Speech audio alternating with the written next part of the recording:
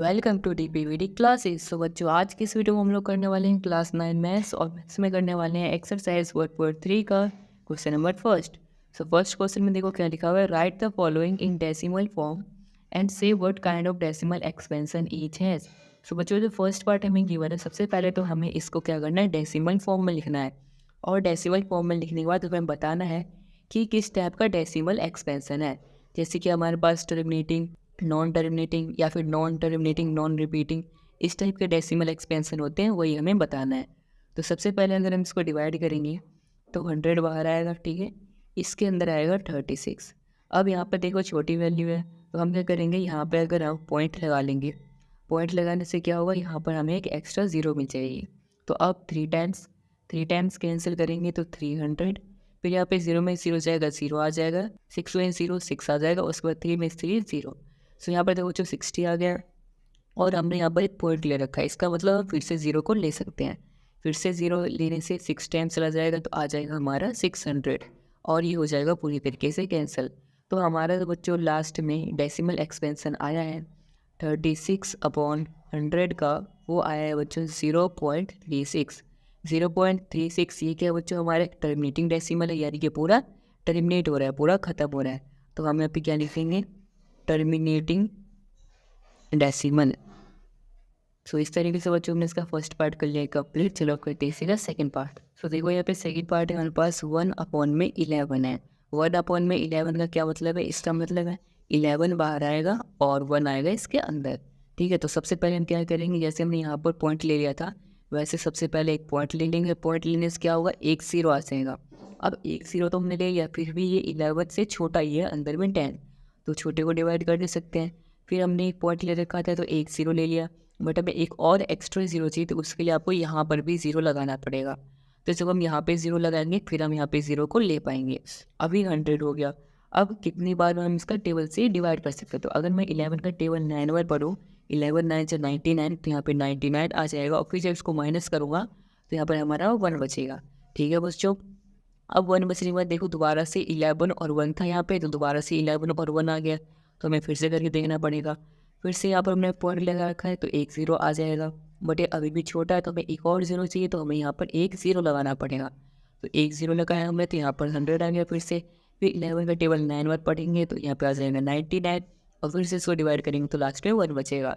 तो कहीं ना कहीं ये जो 1 आने वाला प्रोसेस है, ये हमारा बार बार रिपीट हो रहा है। देखो ये बार बार रिपीट हो रहा है। और यहाँ पर आंसर जब आप देखोगे तो यहाँ पर 0.9 और यहाँ पर भी 0.9, दोनों जगह सेम सेम आ रहा है। तो देखो हम यहाँ पे क्या लिख सकते हैं, जो हमारा 1/11 है, ये कुछ इस तरीके से आ रहे हैं, 0.09 आ रहा है, ठीक है। फिर 09 आ रहा है, यानी कि बार बार एक ही चीज़ आ रही है। तो इसको हम इस तरीके से भी लिख सकते हैं, 0.09 और इसके ऊपर बार।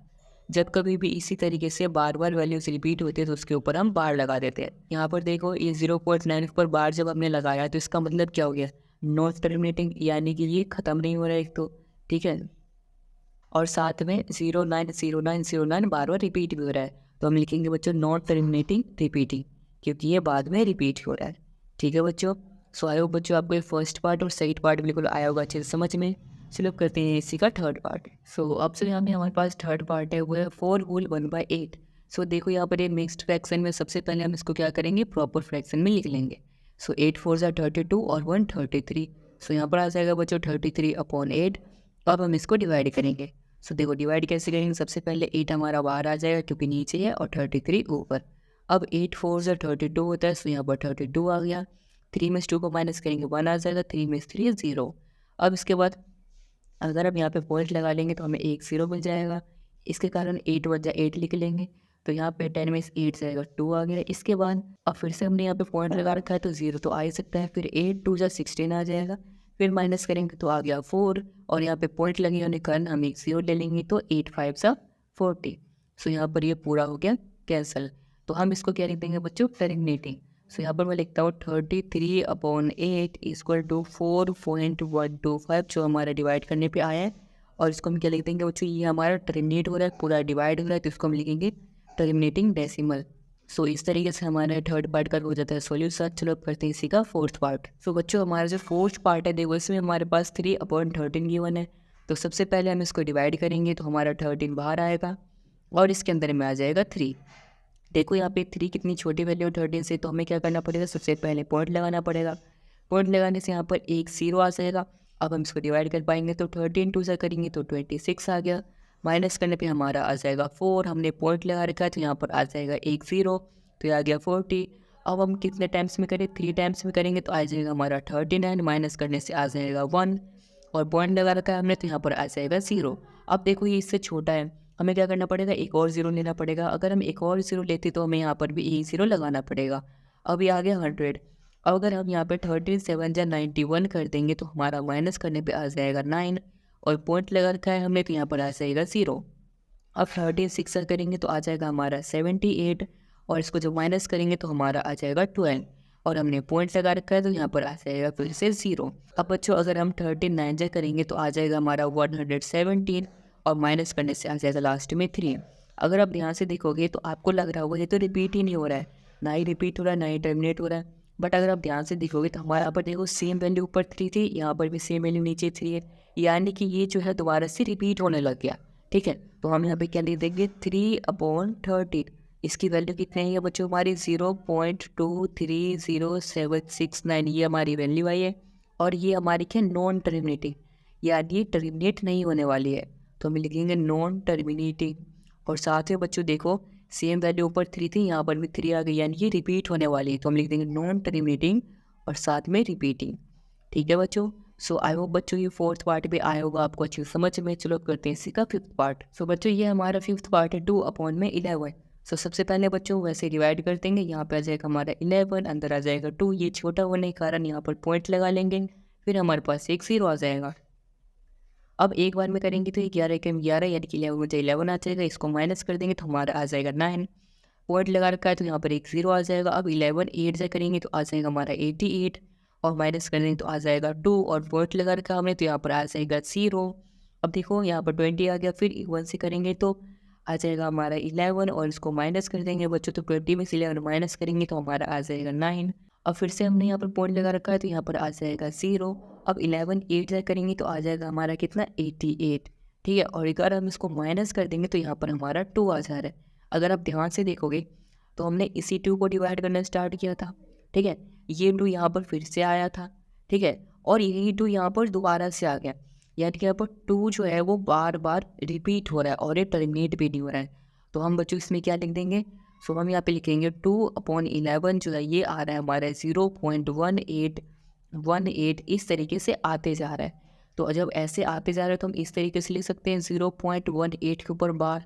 ठीक है, बार लगा देंगे, यानी कि ये रिपीट हो रहा है, इसका ये सिंबल है। ठीक है, तो हम यहाँ पे क्या लिख देंगे बच्चों, नॉन टर्मिनेटिंग, यानी ये जो है हमारा डेसिमल एक्सपेंशन ये टर्मिनेट नहीं हो रहा है, नॉन टर्मिनेटिंग है, साथ में रिपीट भी हो रहा है, नॉन टर्मिनेटिंग और साथ में रिपीटिंग। ठीक है बच्चों, सो आई होप बच्चों आपको ये 5th पार्ट भी आया होगा बिल्कुल अच्छे से समझ में। चलो अब करते हैं इसी का 6th पार्ट। अगर आप देखोगे तो 6th पार्ट में हमारे पास 329/400 ये चीज़ गिवन है। ठीक है बच्चों, तो अगर आपको ये देख के लग रहा होगा कितना बड़ा डिवाइड है, हाँ ये बड़ा तो है। देखो इसको सबसे पहले हम कैसे करेंगे, 400 हमारा बाहर आ जाएगा और अंदर में आ जाएगा 329। ठीक है बच्चों, अब इसके बाद देखो ये 329 होने के बाद भी छोटा है, तो हम क्या करेंगे, चलिए यहाँ पर हम पॉइंट लगा लेंगे। पॉइंट लगाने से क्या होगा, हमारे पास यहाँ पर एक 0 मिल जाएगी। अब हमारे पास एक 0 मिल गया, अब इसको हम कितने टाइम्स में कर पाएंगे, 8 टाइम्स में करेंगे। 4 8 जा 32, सो ये आ जाएगा 3200। इसको माइनस करेंगे बच्चों तो हमारा आ जाएगा 90 आने के बाद यहाँ पर हमने पॉइंट लगा रखा है तो यहाँ पर एक 0 आ जाएगा। और फिर इसको करेंगे 4 2 जा 8, यानी कि 800, फिर माइनस करेंगे तो यहाँ पर आ जाएगा 100। पॉइंट लगे होने के कारण यहाँ पर आ जाएगा एक और 0, ये आ जाएगा 1000। फिर इसको 2 टाइम्स में करेंगे तो हमारा आ जाएगा 800, फिर माइनस करने से यहाँ पे बचाएगा 200, और पॉइंट लगा रखे हमने तो यहाँ पर आ जाएगा फिर से एक और 0, और यहाँ पे 5 टाइम्स में पूरा हो जाएगा कैंसिल, तो ये हो जाएगा 200 पूरा कैंसिल। ठीक है बच्चों, तो यहाँ देखो जो हमने ये किया है इसका क्या आंसर आया है, 329 में जो हमारा 400 है इसको डिवाइड करने से हमारा आया है 0.8225। अगर आप देखोगे तो ये टर्मिनेट हो रहा है और रिपीट भी नहीं हो रहा है, यानी कि ख़त्म हो रहा है। तो हम यहाँ पे क्या लिख देंगे बच्चों, यहाँ पे लिख देंगे ये हमारा जो है टर्मिनेटिंग डेसिमल है। ठीक है बच्चों, जो पूरा डिवाइड हो जाए उसमें आपको लिखना है टर्मिनेटिंग डेसिमल। ठीक है बच्चों, सो इस तरीके से बच्चों हमने इसका 6th पार्ट भी कंप्लीट कर लिया है। और इसी के साथ बच्चों हमारा एक्सरसाइज 1.3 का क्वेश्चन नंबर फर्स्ट भी हो गया पूरा कंप्लीट। आई होप बच्चों आपको फर्स्ट क्वेश्चन आया होगा समझ में। अगर आया है समझ में तो इस वीडियो को लाइक कर देना, चैनल को सब्सक्राइब कर देना और इस वीडियो को अपने दोस्तों के साथ भी जरूर शेयर कर देना। And thanks for watching this video.